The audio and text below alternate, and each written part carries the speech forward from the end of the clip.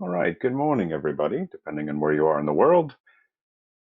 I'd like to thank everybody for joining us. This is the Cloud Academy's Unraveling the AWS Technical Essentials webinar. Uh, I'm glad everybody is here. Uh, my name is Stephen Cole. I am an AWS certification specialist working here at Cloud Academy. You can find me on LinkedIn and as well as Twitter. I've been working in the cloud for the past 6, 8, it seems like forever. I have 6 current AWS certifications and spend a lot of my time trying to help people get certified. And hello, I'm Will Meadows. I've been working with the cloud we're working towards 4 years now. I'm a senior AWS trainer, and my focus is usually around architecting and helping people sort of figure out what works best for learning and going down that pathway. So super excited to have you all here. Excellent. A quick reminder that this webinar will be recorded or is being recorded, and we will share it with email. We will share it via email with everybody as soon as it's available. Also, that over in the chat as part of the webinar, if you put some questions in there, or as you have questions, if you put them in there, towards the end, we're going to take a few minutes to try to address them. Excellent. So I think that's all the housework out of the way. Let's sort of get into this. So I've got a story I want to tell, which I think will help illustrate some of the important parts about AWS and the technical stuff. And our story is basically going through what is AWS and what would be a fun thing to build. A lot of AWS is building things. And so we're going to talk about how to build an online bookstore, which should sound very familiar to those of you who know the story of AWS and how Amazon started. And then we're going to talk about how to assemble those pieces, what happens when that sort of fails, resolving those issues, and then we'll move on to our Q&A later. So if that works for everybody, I think we can go ahead and get started. All Rock right, on. so let's see. So what is AWS? Like, you're all here because you want to learn a little bit about this, but you probably know it's a global cloud provider with infrastructure all over the world, which can really help if you're thinking about creating a brand new sort of product or startup and you want to be available in, let's say, Italy, and you're over here in the US side. And being able to build a data center across the world is extremely difficult. So having that power already at your fingertips is super great. And they allow for this democratization of technology where you don't have to rebuild and rebrand's a bad word for it, but recreate all these things that someone else can do for you. It allows you to focus more on the technology. And AWS in general lets you leverage the economy of scale. They can buy and build more data centers faster and stronger and quicker, very cheap to be specific. And you get these cost benefits down the road. So it usually makes everything a lot more cost effective for you in the long run, especially when you think about when you do decide something does or does not work, being able to reiterate and to pick up and do something different. And probably the best part about AWS is everything is an API call. Behind all of the magic that you're going to see and we're going to talk about, everything is just sort of a programmingly written method that can be implemented either through a visual media like a website button, or you could just have it coded in with some C#. So now that you've got this underlying idea of kind of what AWS is at a high level, what do people even do with this, right? Well, like Netflix was, it's an enormously successful internet television provider. Everyone's probably got an account, I would imagine, that or who. Netflix uses a whole bunch of AWS services, specifically EC2, which we'll talk about in a moment, where I think they have tens of thousands of instances that they use to distribute and broadcast all of the fun web content that you're used to. And then we got something like Epic Games. For those of you who are gamers out there in the audience, they use AWS to deliver Fortnite. It's their most popular game to over 200 million players. Now, this isn't all at once. I will say that as a caveat, but to support the infrastructure to have that, that's pretty nifty. And then IMDb, you guys all know this.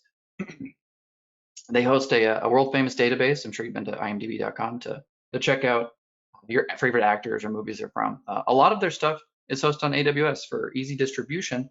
So let's say you wanted to reference some things in a movie. Maybe you're doing a machine learning project and you wanted to see what was the most popular movies over time so you could predict a new popular movie in the future. They host that whole database on AWS. So you can rent it out, license it, and you can do stuff as you wish for it. So you can see three different three different ways of attack people have used AWS. And there's a whole myriad of these sort of things that you can do. So And Will, I would add a couple things about the whole global infrastructure. So yeah, if you go back to the idea of the global infrastructure, not only could you deploy something in another country far, far away and develop it in your own native land, but it also means that the cloud is close to you. So if you want something close, you don't have to worry about it being hosted far, far away. If you have regulatory requirements that require data to be stored in a certain place, or you're just doing something in the privacy of your own home in your own time and you want it close and you want it fast, it's there. Also, with the idea of cost and scale, is that Amazon buys in bulk. AWS buys in bulk. And that means that when they build out their data centers, I liken this to like going shopping. So like say I can go to the store and buy a roll or a set of toilet, a roll of set of roll of toilet paper, 6 rolls for say, we'll just make up a number. I could buy it for $10.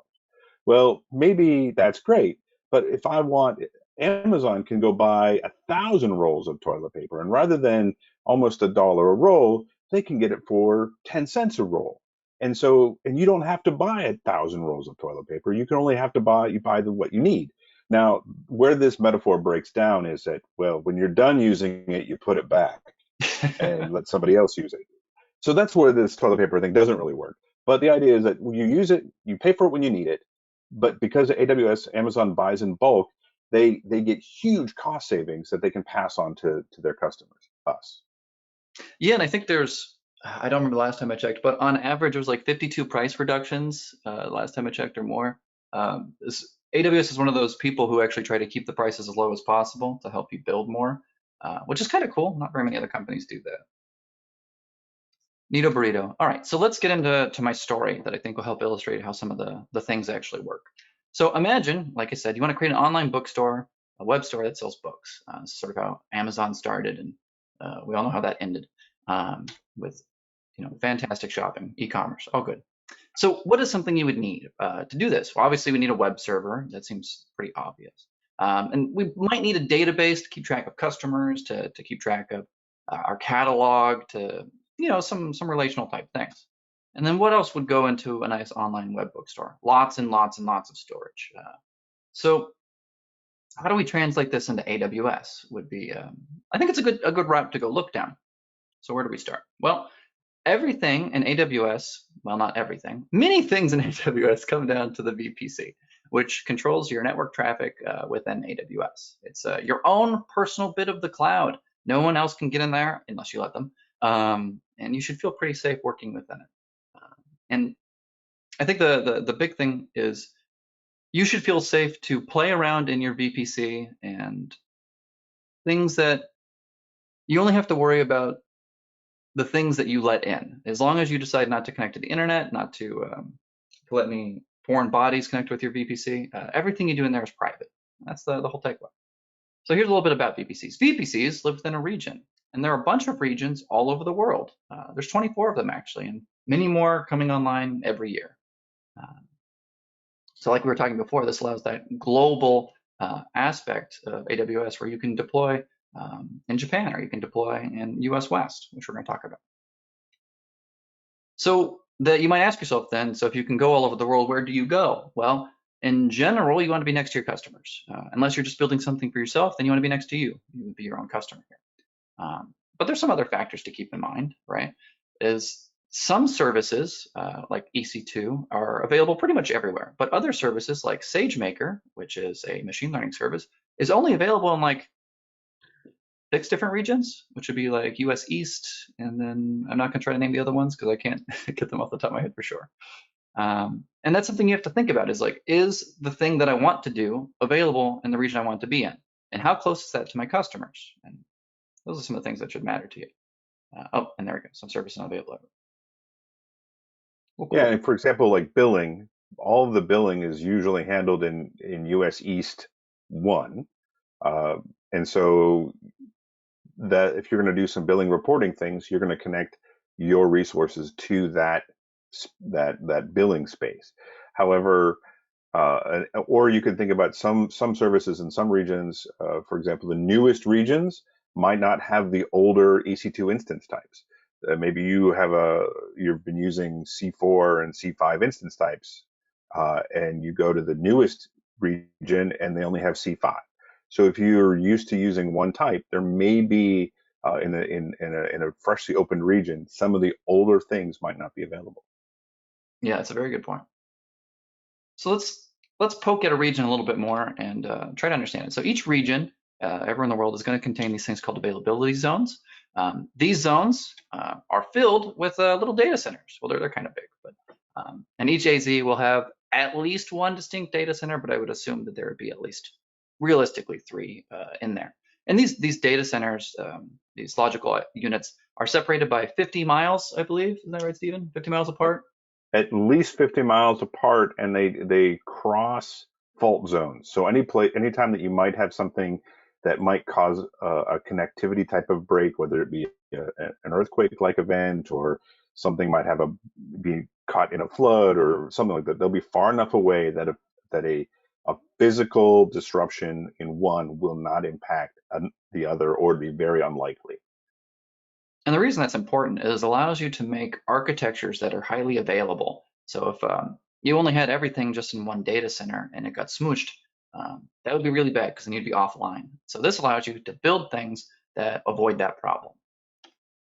And each region, in AZ, each region has multiple AZs usually. And there are a lot of services that require that. And so there might be, how do I want to put this? There might be some services or some regions that only have 2 AZs that you can see, but there might be a private one in the background that you do not have access to make some services work. And in general, it's the whole idea of encompassing this fault tolerant idea where we could crush one thing and the other one would help the architecture survive. There. All right, so we know what a region is. We know what an AZ is. What are we going to do? Well, for our cool online bookstore, how about we make a new VPC and we'll pick US West 2 because that's where Stephen and I live, plus or minus. That seems fine. So what are we going to use for a web server then in AWS? Well, you might have heard us talking about it already, but it's Amazon EC2, which is basically online computers. It's a what is it called? It's an instance in the cloud. It's resizable compute. And it comes in many different flavors. My God, this is just a small sampling of them, but it really allows you to customize your compute instance for the workload that you're trying to provide. So if you had a workload that was really high memory usage, we've got like, I don't know if you can see my pointer, we have a memory instance that could do that. Or if you had a compute workload, we have a compute instance. And some of these get very specific and can really tailor into it. I think this is ARM. Is this the ARM processor one, the A1? It is the ARM processor, and actually M is, I believe, multi-purpose. Your HMI is the high memory instance, and R is for RAM. So once you learn the codes, it becomes a little clearer. It's a little arcane. It's kind of hard to understand, but you'll know based on your computer requirements. Somebody will say, "Oh, I need this," and there's a chart to help look these things up to find out the size and shape of the EC2 instances that you need. Yeah, don't feel bad if you're like me and sometimes forget them. I just look it up every time I need to know. There's really no shame in reference material. Search engines are your friend. Exactly. So how do I know which one to use, and how do I know what size to use? So these guys come in different sizes too. So this is the generic. It's like the name brand medicine. But if you go in, these have different age groups. So this is C5. There was a C4 and a C3 and a C2 below them probably. That is the age of the instance, which ones are newer. And then they come in larges and smalls and extra large, and you can have as much of that thing as you want. And you can have multiple of them. And so it takes a little bit of testing to figure out how many you need and what size you need. And that's a part of the process, is just sort of iterating through and see what does work for your workload.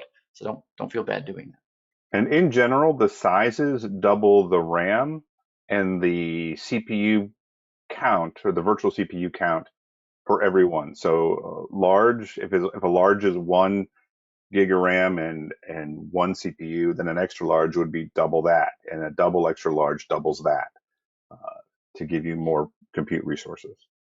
Yeah, and the price goes up, so be wary of that too. Correct. All right, what do we got next? So we know that our EC2 is our web server, and we know that web server is going to go into an availability zone of some sort, and that EC2 instance will live in one of these data centers somewhere. You don't get to pick it, but it will go in one of them. If you did have a workload though, where you wanted, let's say, 5 instances, and you wanted them to all be together in the same availability zone, you have that option. And then if you wanted them to be in separate data centers within that availability zone, so that way they were more fault tolerant, you also have that option. But it's really hard to pick the specific one. It's just sort of like a all-in-one or none together kind of option. And so all of that lives within inside our VPC, which we talked about earlier. All right, so we're building. Where are we so far? Well, we've got our cool online bookstore. That's going to just basically be inside of a VPC. This is our idea. And VPCs are represented like this. I'm going to start drawing these boxes in here. This is an architectural diagram. And I'm going to start shoving things in here as we learn them to see where they fit in this world. So again, VPC, US West 2, our EC2 instance, our web server lives inside that. And this could be one of those other, one of these guys here. So let's pretend we picked a C5. And that lives there. And that all lives within an availability zone. So we're building up, but we still have that problem. What are we going to do for our database in AWS? Why don't you tell us about it, Stephen? Maybe we should not ever use databases. No, I'm just kidding. We should use databases. So now you have this web server, and in the back end, you need to save your data. You need to save it efficiently and effectively. And so you have a couple different options here. One is the traditional thing that we've been using since the 1970s, a relational database. And RDS, the Amazon Relational Database Service, is a fully managed relational database, which means that all you have to do is ask for it. It's provisioned for you to use. You are given a connection string, a DNS name that you can plug in your application, and you can feed the database as needed. And you can have it have some types of scaling operations depending on what it is. I mean, there are ways to actually scale up your storage, the amount of storage that you have. And you can make some changes to it. Say your database isn't as performant as you expected, you can actually build it out using multiple availability zones so that you could upgrade this database while it's being run. Now, I mean, think about it. One of the promises of the cloud is scalability, and that promise is that I can make it grow as I need to. Well, if I can grow it during the day, during business hours, I could actually set it up where that I update, create a new version of my database with a larger size, push a button, and it fails over to that other availability zone. Then I can make a copy of that, and I can run it in place. Yes, this comes at a cost, but it also provides next to zero downtime. Or you can actually, if you pay for a little bit more, you can have no downtime as you do upgrades. So, and it is the bullet point says simple to scale. And basically what we're saying is that as simple as anything can be, right? I mean, if you need to know what it is you want, but rather than having to make a backup and then rebuild the database or create a new piece of hardware, you push a button and AWS does the heavy lifting for you. I believe the next slide will, talks about DynamoDB. So, you have back to actually, before I move on to this, the relational database, there are multiple databases. If you've already used them, so SQL Server, if you're a SQL Server shop, then you can continue to use SQL Server. You use Oracle, you can continue to use Oracle. If you use the open source versions, databases that are out there, MySQL, Postgres, or MariaDB, those are also available as managed services from AWS. And then Amazon Aurora is a cloud native version of MySQL or Postgres, or MySQL and Postgres. So what this does is it separates out the storage layer, the logging layer, and the CPU layer, so that all three work independently of each other to be highly available and fault tolerant. It comes with a cost, but at the same time, it allows for a little bit more cloud native functionality.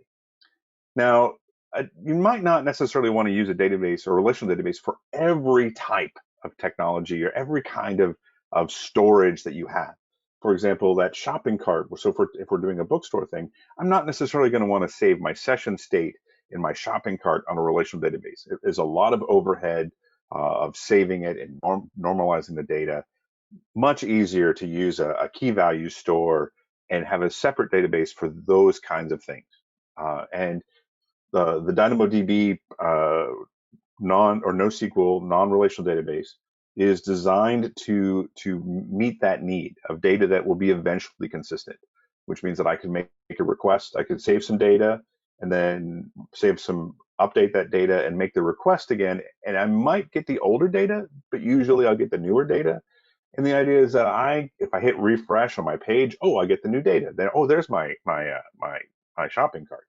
And this is a key value store. You save a key, you have a value that goes with it, and I can look for it. And the idea that I could use this thing and I can start using it before I build out the database. Like a relational database, you have to design it, to design the schema and figure out the storage and how big it is. And with a NoSQL database like DynamoDB, I can provision it and then scale it as needed. And if I do more, I get more. And if I need less, I pay for less. I was And actually so just reading today that you can get up to was it 20 million transactions per day with the horizontal scaling of Dynamo, something like 20 that. million, yes. Don't And quote me it's amazing because you can also use other built-in technologies to make backups of DynamoDB. You can back it up in other regions. You can stream that data to other things, other services. So say you're doing IoT collection, data collection on maybe you have a physical bookstore that you've connected to AWS, and you have these little RFID tags. You scan it and it goes, and you want to update your inventory. I don't want to put that in a relational database. That's work. I want to be efficient. I know it looks like being lazy, but I'm not. I'm efficient.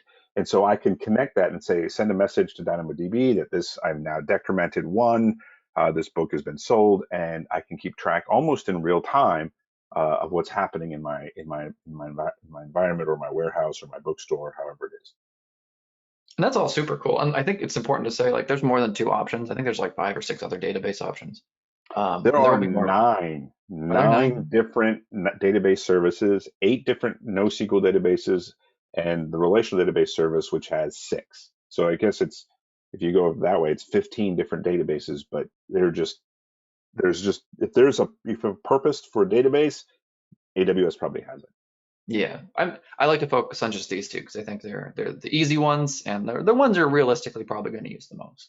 Well, if you're a builder, these are the two that you're going to build with first. The other ones are like, I have a specific need. So Exactly. continue. Let's hear more about your story. Yeah. Thanks for going over the databases. So our bookstore, right? So we've got our VPC. Our VPC is in US West 2. It has an availability zone. We're only in one right now. Available zone A. It's got a web server in it, which uses EC2 instances. And now we're just going to pick an RDS database for our customer catalog and maybe for our book information. So what's left? We forgot the storage. So storage comes in a couple flavors around AWS, and I think the easiest one to understand is S3. It's nearly unlimited storage. It's very similar to Dropbox, if people still use that these days, or like G Drive, where you can just shove as much stuff in there as you want to pay for realistically, and it's almost infinite. There are some caveats though. Whole objects only. This isn't file storage. You can't manipulate the files while they're in here. You got to drag them onto your desktop and change them as you wish and put them back up. In this case, your desktop could be a virtual one, like an EC2 instance, or it could be your actual one. It's best for workloads that are write once, read many. So it works really well for our bookstore, actually, where you're going to put something up one time and then you're going to have millions of people read it. It works really well for these situations. And it can even host static websites, which is really cool. So all you do is you put up your index page up there and you route some domain names over to it. And there's a little bit more to it, but that's the gist of it. And boom, you have a static website. Can't do anything cool, but it's there, right? And it's never going to go down, quote fingers. So it's very simple to set up, which is probably one of the beautiful things about it. And it's cheap and cost effective. And our other way that we could do some storage is with an EBS volume, which is Elastic Block Store. And the important part of that is it's block level storage, which means we'll get back to that. You can, in the drive, change the files and mutate them as you wish. So you could use Photoshop on your files while it's running this, running on EBS. And EBS is basically just like your hard drive on your current computer, except for it's in the cloud. And you can mostly move these hard drives around as you please. That's particularly hard to do for a normal setup in a normal data center, but these guys do it really well. EBSs are actually used for snapshots a lot, especially for RDS backups. I think RDS backs up snapshots using EBS, and you can toss those into S3. Isn't that right, Stephen? Close. What Close. the snapshots of the EBS volume are actually made into S3. So you take the snapshot of the volume, and it basically drops it into S3 as an object. And then if you want to restore it, it can pull it back into the EC2 space and be mounted as a hard drive. Thank you, thank you. See, even I get my stuff wrong sometimes. If anyone tells you they know everything about AWS, they're lying to you. There's just too much to know. There's too much to know. It's file storage. So we have these two similar and different things. They both hold information for you. One does them as whole objects. One does them as a little tiny bite size of the individual object that you can manipulate as you please. Hey, Will, the other thing Yes. I would add to this is that with S3, wherever you are in the world, if you have the URL and permissions to access that object, that file, that bit of data, whatever it is, you can get to it. You have a URL, you go. With EBS, it actually has to be mounted as a file system or a file system type object on an EC2 instance. So you would need to have access to that EC2 instance to get to that EBS volume. Yeah, you'd have to have like a web page that you built that reads off the instance that's connected to it, I suppose. Correct. Yeah, that was a very good point. Thank you. All right, so let's jam it all together. What have we got so far? It's starting to look a little messy, but that's okay.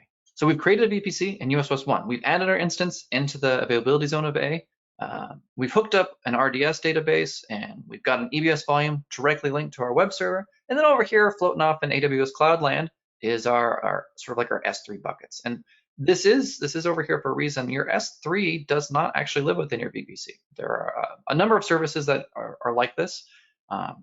And these are, in general, more global services. Is that the way you would say it, Stephen? Yeah, I would. It is a global service.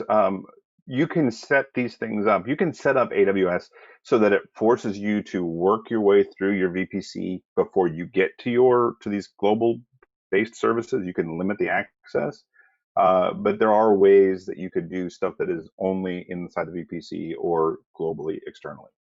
Yeah, if you're curious about that, go look up VPC endpoints. That will help poke you towards that direction. Oop. All right, so let's pretend we got all that working, and we're very happy. We're pleased with our service, with our online bookstore. But let's imagine we have a viral post on Reddit that our intern made. So that's really good. We have a lot of traffic, except for our single web server is now overloaded. This is bad. Our database is on fire. It's not. We don't have it quite set up to scale well. Something's wrong. S3 is doing great. S3 is very hard to break. It's the only way you would break it is if you sort of had things named incorrectly or strangely, and it was heating up the partition of it. However, you didn't notice that the site was down till late in the afternoon. That's also bad. How do we fix all these problems? Well, we need to start moving our architecture so it's elastic and it scales, and we need to know when things are going horrifically wrong with like warnings and messages and logs. Everything's sort of set up by hand right now. We would like to move away from being the person in charge of maintaining the website, and we'd like the website to sort of maintain itself, if that makes sense. Stephen, you want to tell us about some auto-scaling? So one of the neat things, if you're coming from a background that's maybe an on-premises data center, systems administrator, online, or some sort of like systems management on premises, you are going to initially think, oh, I'm just going to put these VMs in the cloud and I'm just going to be happy. Well, yes and no. One of the things that you can do now is that you can scale your environment.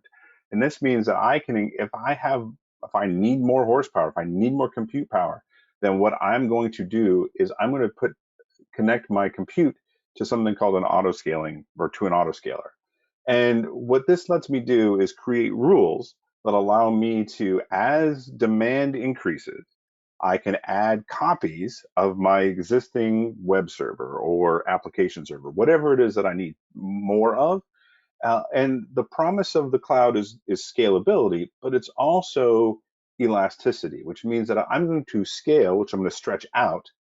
I'm going to scale out as I need to. And then when I don't need it, when the demand goes down, the elastic part shrinks back in so that I'm not paying for resources nobody's using. Or if I've stopped using them, turn them off. So the rule of thumb is that you want to get in front of an event. So I can create these alarm systems, and I want to. If I see a trend, I want to avoid outliers. But if I see a trend and it's happening like every minute, I'm seeing a doubling of resources. Well, then I'm going to set up real quick an auto scaling event that says I need more compute. And then when I see things start to settle down, I'm going to scale back in. And if one of these systems break, say I have I restart my computer. I mean, it's not a matter of if a machine is going to fail or if a OS won't load correctly or if an application is going to be problems. It's when something fails. I want to be able to get a message that says this thing isn't working, and then I'm going to have the system in the background turn it off, make me a new one, and put it in place so that I don't have to touch it.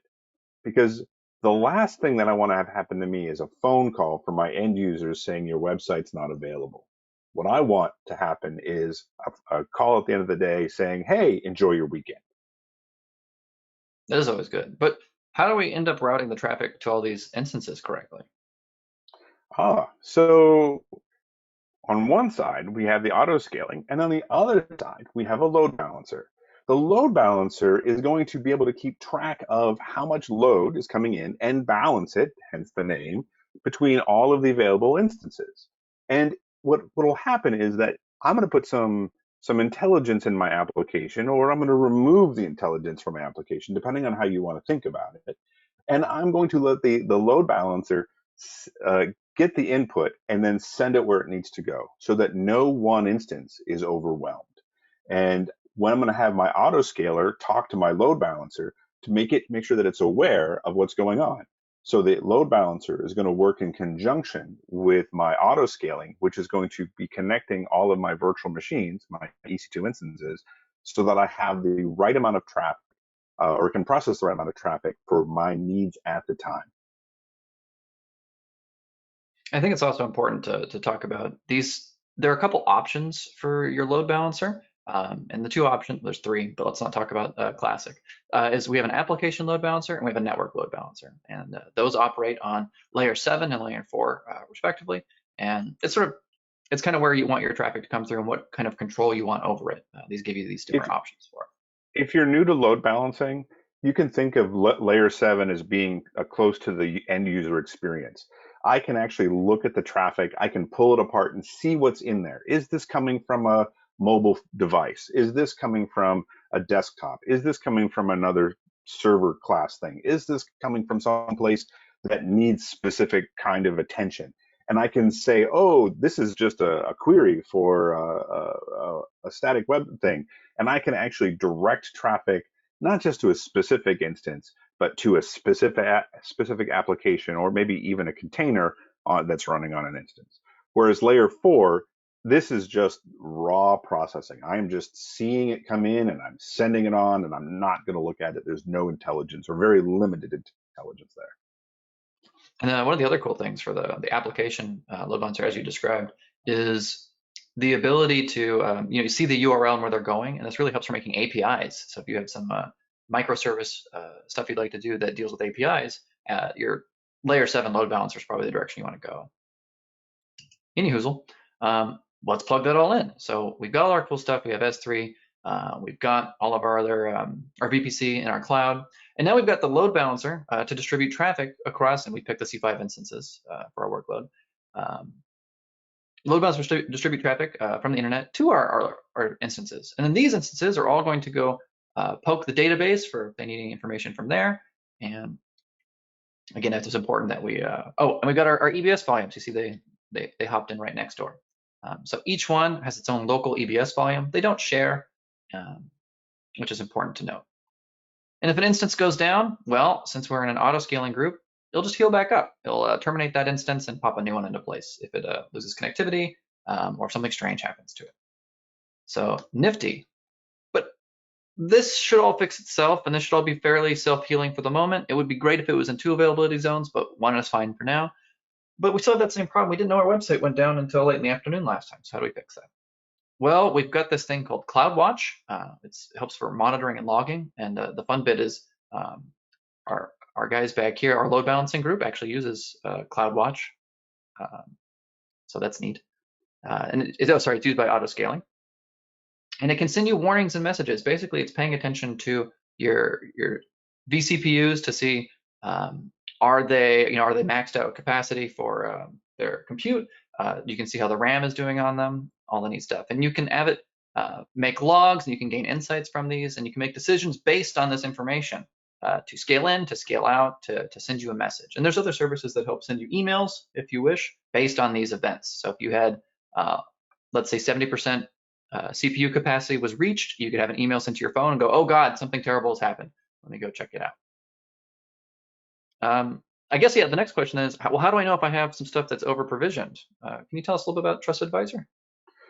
Yeah, Trusted Advisor is a thing that is included with the cost of doing business on AWS. It's free, kind of like in the terms of free beer and free kittens. Probably free kittens is more appropriate, because I mean kittens are never free. There's always like litter box changes and food. But the idea is that you're paying for the service, and AWS wants you to use the system responsibly. And I mean, yeah, fine. If you want to use something, pay for something you're not using, great. But the truth is, if everybody turns a system on, and there at some point capacity is going to be saturated, so they want to help you be wise and make smart decisions and cost-effective decisions so that you're conserving money and resources. So Trusted Advisor has I think they're working on a 5th check where they can look at security, like do you have security things in place, or things okay? They're going to look at cost.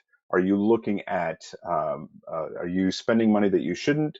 Are you looking at there's 3, 4. So there's cost, security, best practices, because it's really a best practices engine, and 2 other things I can't think of right now. But what they will do is that it will tell you if you may be violating some industry best practices in general. I mean, maybe your industry has a different set you could ignore, but the idea is that, oh, I've got an RDS volume or a snapshot that's publicly visible. Well, I want to turn that off because I don't want my data available. And it might say, oh, you've got this EC2 instance that's been running for 3 days and nothing's happening to it, and I want to turn it off, or be aware. So it is your trusted advisor. It is your advocate for keeping your data safe and your costs down. And it's important to AWS, as you mentioned before, that they give you, the best bang for your buck. As most companies would want you to spend a lot of money, AWS wants you to be successful first, and so they'll help you save money where they can. Hopefully, you grow and spend more money fruitfully to keep you as a long-term customer. So that's why services like this exist.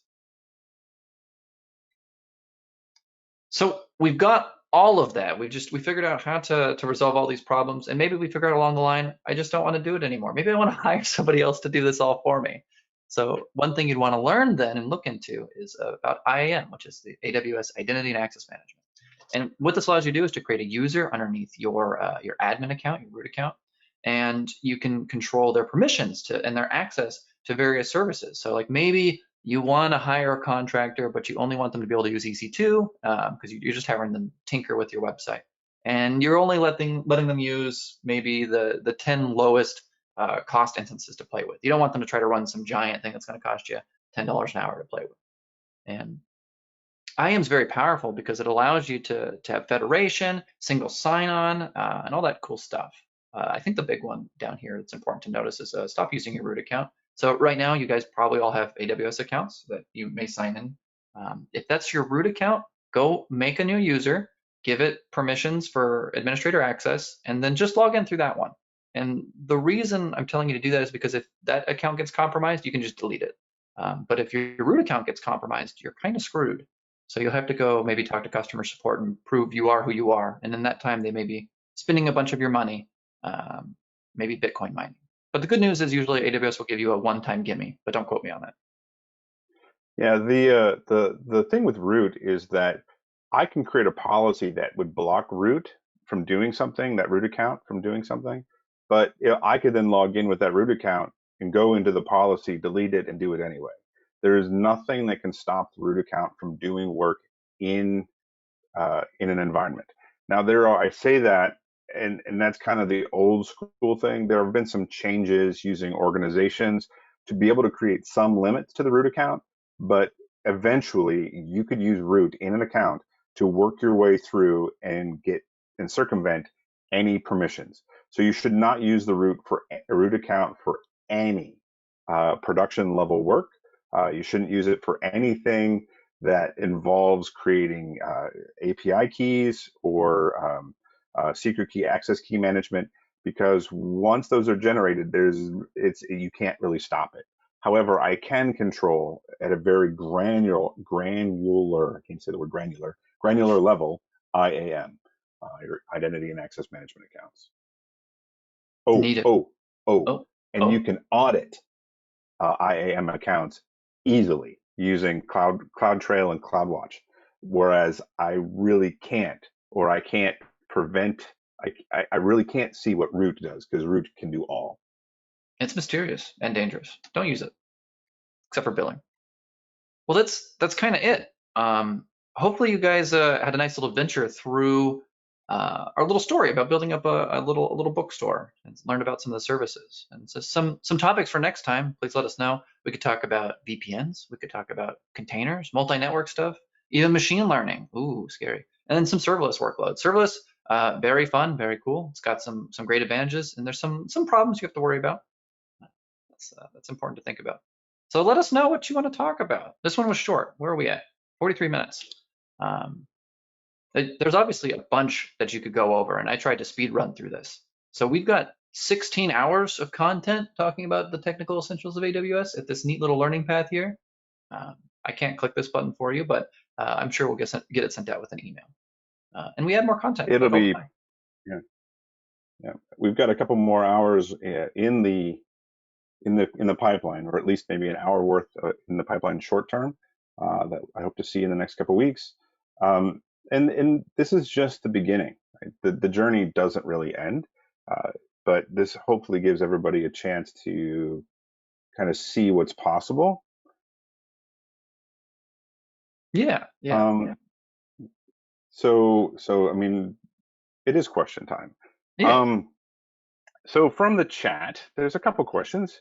One is kind of a little off topic, but I'll go ahead and entertain it really quickly. It says, which one performs better in AWS, VMs or containers? Now, containers is one of those things where that's a 3-day class waiting to happen.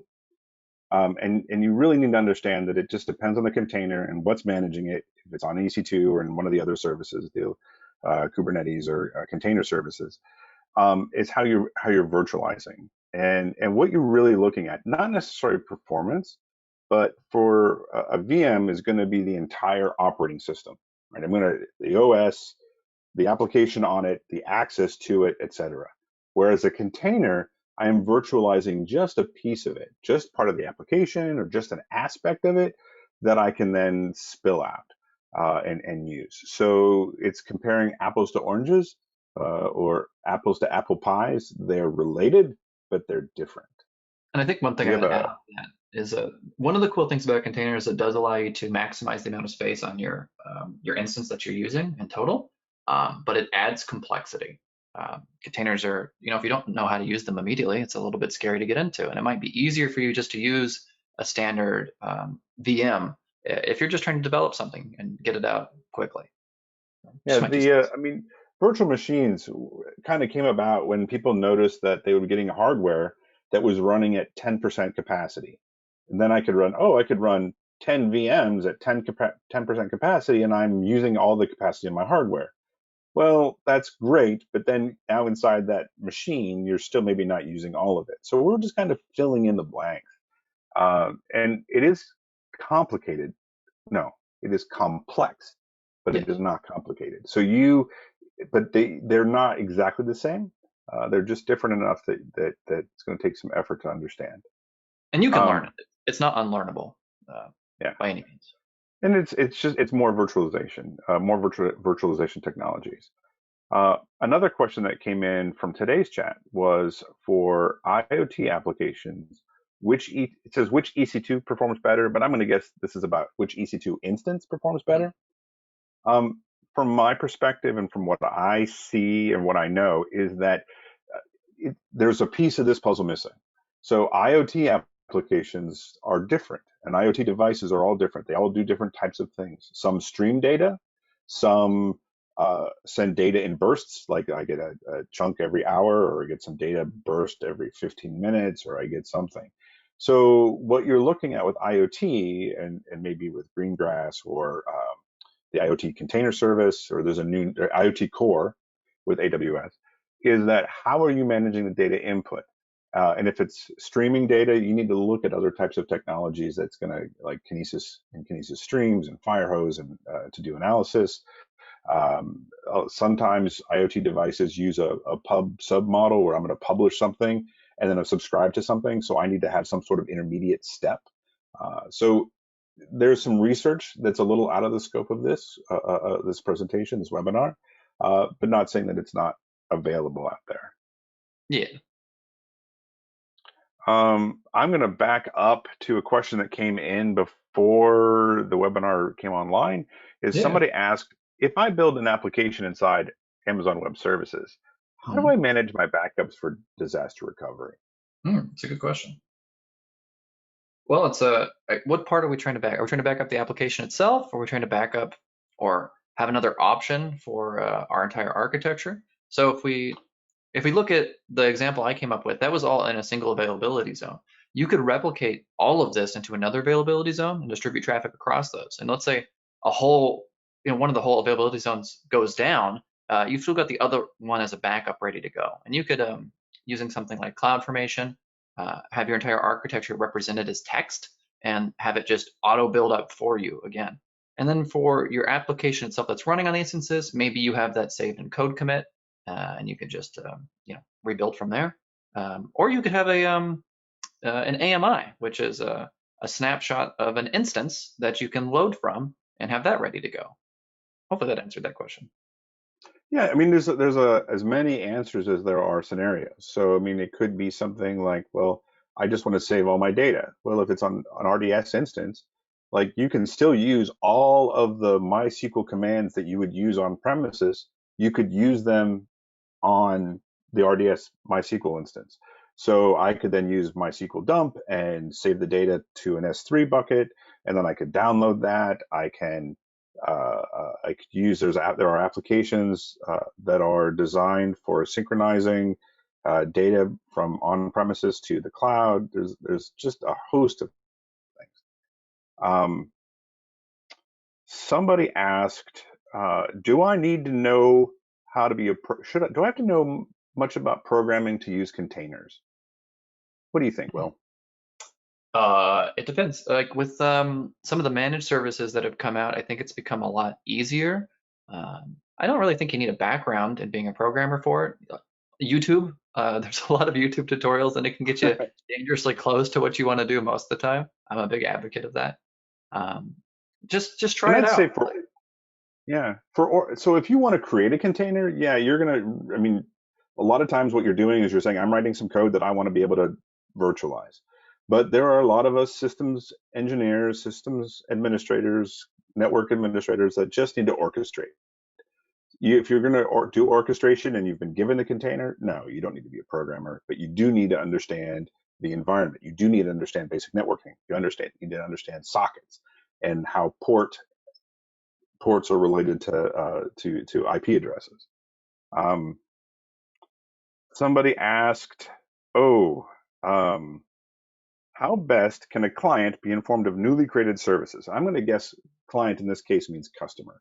How do you get informed of the changes in the AWS ecosystem? Mm. Well, there's two answers to that. The good answer is you constantly watch the what's new page and the RSS feed from Amazon. The fun one is when a customer asks you about a new service that you've never heard of because it just came out like the day before from reInvent. So those are the two methods I often find that work for me. Yeah, somebody says, "Hey, what is this?" I'm like, "Is that a thing? Is that real? Did that Yeah. happen? When did it happen?" For me, I actually have I have a routine of looking at the AWS, what's new in AWS, the blog by Jeff Barr, and then I actually have some notifications that show up in my news feeds. There is no like one best way. If you do a couple searches on uh, AWS updates, you'll find a few people like to make little YouTube videos and the like, or like to send out a little note, and I look at those too. So I'm looking at the time. We have 9 minutes left. Somebody asked, "What's the difference between Elastic Block Store and Elastic File System?" I can start with this, or if you'd like to, it's up to you. Why don't you take it away? So an Elastic Block Store is really just the virtual hard drive. Once I connect a EBS volume to an EC2 instance, it's raw, unformatted data. From that EC2 instance, if I'm running Windows, I'm going to format it using NTFS or whatever their new file system of the day is. If I'm running on a Linux box or a Linux VM, I'm going to use like a journal filing system. What is it? HPFS? Oh no, that's the Mac. HFS or something like it, depending. And then I can store data. And so the block store is just the volume. It's just I'm going to pay for that storage. With something like S3, I pay for the data that I put in S3 and only the data I put in S3. With an Elastic Block Store volume, you're going to provision the amount of storage you want, whether you use it or not, and you're going to pay for all of it, whether you use it or not. With the Elastic File System, EFS is a way. It's Amazon Web Services NFS implementation, the Network File System. And what I can do is I can have now a shared file system across multiple EC2 instances where I can now just mount that and then share data. And that's Now, a how good that solution sits, for doing it cross is a good AAC solution. as well. Yeah. So if you've got a large organization and you're sharing files, or you have a web server that requires you to have some common shared elements, but you don't necessarily want to replicate them every time or pull them down, you can use that. Now, you do need to understand how the system service works because it's not just a matter of, oh, I have a file system. You still need to manage its care and feeding. And what hits behind the scenes, that's how AWS runs it. But it has some built-in disaster recovery things. You just have to pay attention to it. Elastic Load Balancer is a software or hardware device in EC2. Oh, they're asking if it is a software or hardware device. They don't tell us those things. Yeah, it just sort of sits back there and you send traffic at it. And they deal with all of the background stuff. So there's probably, whole data centers across the entire world that just deal with load balancing your traffic correctly. And you don't have to worry about it. It's a managed service from AWS. If you have time, if you're have a few moments, and I should look this up for one of our future webinars, is that there was a little video presentation that AWS did where they walked you through, gave you a virtual tour of the data center, what it looks like in an AWS data center, which is kind of funny because Amazon employees are not allowed into the data centers. It's forbidden. You can't have physical access and logical access at the same time. So you're not allowed in, you can't see, they won't let you in. It's all top secret. So when you look at some of these, when somebody says, well, is this a hardware or software device? Who knows? But if you're curious as to what it looks like inside, they have this little thing that has been that they've presented, and it's interesting and it's fun. It's a fun watch. What does that bring us to? We're at 10:55. 10:55. So let me see. Um, We want to do well, one last one? that's yeah. There's some good ones in here though, and we'll try to get these out answered in an email if we don't get to all of them. Um, let me look at let's talk about the future. Right? That's a good way to end it. Where do we go next? So once you understand the essentials, where do I go next? What do you want to do? That's always a hard question.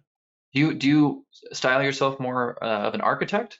Do you want to design the systems and not worry too much about building them themselves? I always advocate for this. Go for the architecture route. The associate's certification would be a neat direction to go. And then there's a dev route. If you want to go be a developer, like the architecting stuff is kind of schmah for you, but you're like, yeah, I do want to build containers. Now that you mention it, I do want to program those things up. There's a route for that too. What do you think, Steve? Yeah, and I think that I think that absolutely there's ways to look at it. And if you don't know, and if you're not really sure, get your hands dirty, roll up your sleeves, get yourself a console login. Uh, Come look at some of the Cloud Academy learning path materials, learn a little bit, and then go try it out. There is nothing that will teach you as well as failing, right? Go ahead and break stuff because that's when you learn. You learn from the mistakes that you make and things not working. Nobody learns from their success. So I think that what you should do is have an idea. Oh, I want to build something. So figure out how to create a VPC, how to make an EC2 instance, save data onto S3, try to use the command line. If you hate something, if something's like, oh, I hate that, then there's a problem. The problem is probably that you don't understand it. And if you don't understand it, then that's the thing you should spend some time on. So if you say, I hate the command line, you need to spend some quality time with the command line. Or if I hate Python, then you need to avoid me. No, I'm just kidding. If you don't like programming, then maybe you need to spend a little bit of time, not a ton. You don't have to spend time that you don't like, but get comfortable with it. Because as you look to maybe becoming certified in the future, what makes certification easier is the doing. The questions are not theoretical. They're not like, well, how would I do this if there was wonderful things happening and cats and dogs living together? It's how, when this happens, do I fix it? And if you've Yeah, I broken it and fixed it, you'll know exactly what to do. think that's perfect. I use some royalty-free pitchers, not royalty-free, some CC0 pitchers. Here's the attribution for them. And otherwise, thank you. Really appreciate being able to have this webinar. And so I want to thank, Cloud Academy. I also want to thank, Stephen, you're a fantastic co-host. This was great. Thank you. I was amazing, wasn't I? Oh wait, You no, were. that's you. You were amazing. I will Um, use.